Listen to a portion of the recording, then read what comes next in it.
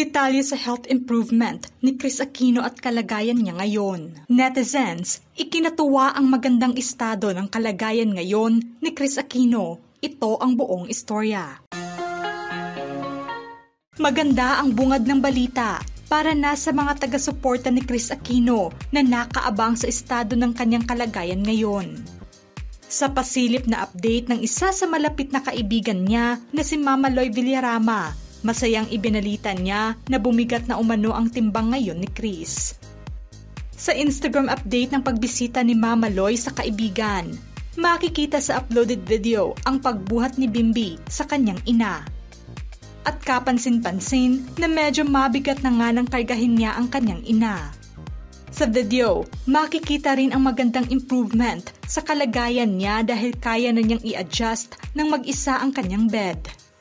Humirit naman ng biro si Mama Loy dahil nakakagalaw na ngang mag-isa si Kris, posible at pwedeng makapunta na rin siya sa labas at makita ang ganda ng dagat na malapit sa private resort na tinutuluyan niya. Nasulyapan naman ang mga ngiti ni Bimbi dahil sa hirit na biro ni Mama Loy, ngunit aniya na kailangang hinay-hinay muna dahil may mga pagkakataong gumagapang pa rin ang kanyang ina. Masaya namang sinabi ni Mama Loy na bumigat na nga ang timbang ng kanyang kaibigan. She is now mabigat. Finally, simula nang makabalik siya sa Pilipinas. Kris' weight is now 3 digits. She now weighs 106 pounds. Naging malaking tulong naman daw ang good diet at kinakain ni Kris tulad ng turon, mangga, lychees, orange juice, gatas ng kalabaw. Sinaluduhan naman ni Mama Loy ang dedikasyong inilaan ni Bimbi upang alagaan ang kanyang ina. Isa rin siya sa nagbigay lakas upang lumaban pa ang kanyang ina. Bimbi has been her source of strength and I am in awe of how loving and dedicated he is in taking care of his mom. Patuloy naman ang panawagan ni Mama Loy na huwag itigil ang pagdarasal para sa tuluyan na paggaling ni Kris.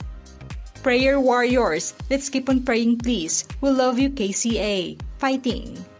Ang pagbigat umano ng timbang ng aktres ngayon ay nasa 3 digits na at ang pinakamataas niyang timbang simula nang makauwi siya ng Pinas noong September 2024. Kung matatandaan na noong buwan ng Marso, naaalarma ang kanyang mga taga-suporta matapos na ibahagi niya ang larawan at update sa kanyang kalagayan.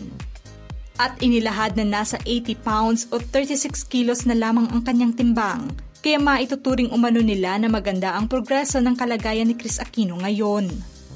Sa patuloy na pakikipaglaban niya sa kanyang autoimmune diseases, binalikan naman ang isa sa malapit niyang kaibigang si Dindo Balares ang pagkumpisal ni Kris noon. Saad umano niya na ayaw ng aktres na maging dependent. Sa update ni Balares nitong July 15, ibinahagi niya ang update sa kalagayan ng kaibigan. Sa uploaded photos, makikita na nakahiga si Kris at nasilayan din ang kanyang mga ngiti. Sa kanyang post, mababasa ang caption. Marami nang nagpapadala ng private messages at nagtatanong kung Photoshop lang ba ang picture na ito ni Miss Kris Aquino. At kung totoo na ito na ang appearance niya, totoo at genuine po ito at kuha ng kanyang kaibigang si Miss Jing 3 weeks ago habang nandoon din ako sa private resort na kinaroroonan ni Kris. Pinasalamatan niya rin ang walang sawang pagdarasal ng mga tao at pagmamalasakit nila para sa tuluyang paggaling ng aktres. Inilahad niya na sa kabila pa man na malayo pa ay unti-unti namang may progreso sa kanyang kalusugan. Sa dagdag na pagkwento pa niya, hirap na hirap, nakita ko mismo at narinig na mahinang sinabing, I really hate being dependent. Dahil kailangan siyang alalayan kung gustong bumangon o dapat kargahin papunta sa comfort room, pero tinitiis niya. Makailang ulit na rin daw bumagsak sa sahig at banyo ang aktres dahil inaakala niya na kayang-kaya niya na. Mabagal man ang resulta, tama ang desisyon niyang umiwas muna sa big city at manirahan sa tabing dagat para lumanghap ng sariwang hangin. Napansin din nila na bukod sa pagbigat ng kanyang timbang ay nagkaroon din ng pamamakbak sa kanyang balat. Ibig sabihin ay mayroon umanong regeneration ng cells sa loob ng kanyang katawan. Na posibleng magandang senyales umano ito ng progreso sa kanyang kondisyon. Sa pag-uusap nila noong July 16, nasa 112 pounds na umano ang timbang ng aktres.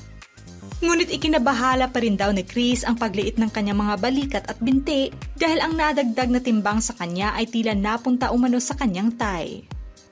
Kaya may mga pagkakataon pa rin na walang lakas ang kanyang mga paa sa dagdag na paglilinaw pa ni Balares. Hindi umano totoo ang balitang kumakalat na cancer-free na si Kris dahil simula't umpisa ay wala naman siyang cancer. Malinaw na hindi cancer ang ginagamot ng mga doktor kundi ang autoimmune diseases niya. Sa kabila pa man ng slow progress, ikinatuwa ito ng mga netizens at fans ni Kris at nagpaabot ng kanilang mga concerns. Ilan pa sa komento nila. Sana nga, yung last post about sa kanya, she's eating a lot naman daw than usual. Hope it's not water retention lang, but I'm so happy to see that she's gaining weight. Nagkakamiss yung face niya sa TV, sa totoo lang. Nadagdagan timbang niya dahil sa manas siya, pero kung sign ito na nagiging okay ang katawan niya, sana tuloy-tuloy na ito. Missing your presence on TV, Miss Kris. Pagaling ka po. Sana tuloy-tuloy na ang progress, walang imposible sa Diyos.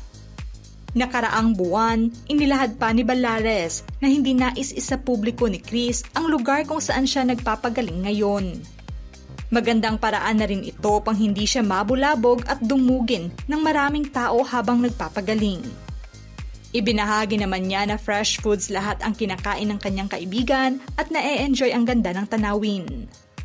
Natatanda ang inilahad ni Kris kamakailan na nasa 9 autoimmune diseases na ang kanyang nilalabanan. Ito'y matapos lamang na opisyal siyang makabalik sa Pinas.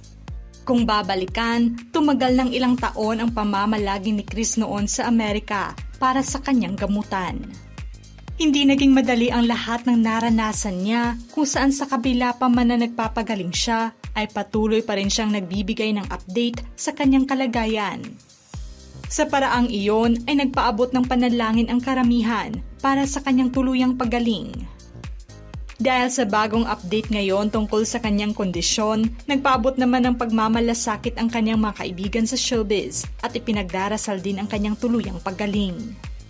Simula nang makabalik siya sa bansa ay mas naging maganda na ang progreso sa estado ng kanyang kalagayan at magandang desisyon ito ng aktres na sa sariling bansa magpagamot ng tuluyan.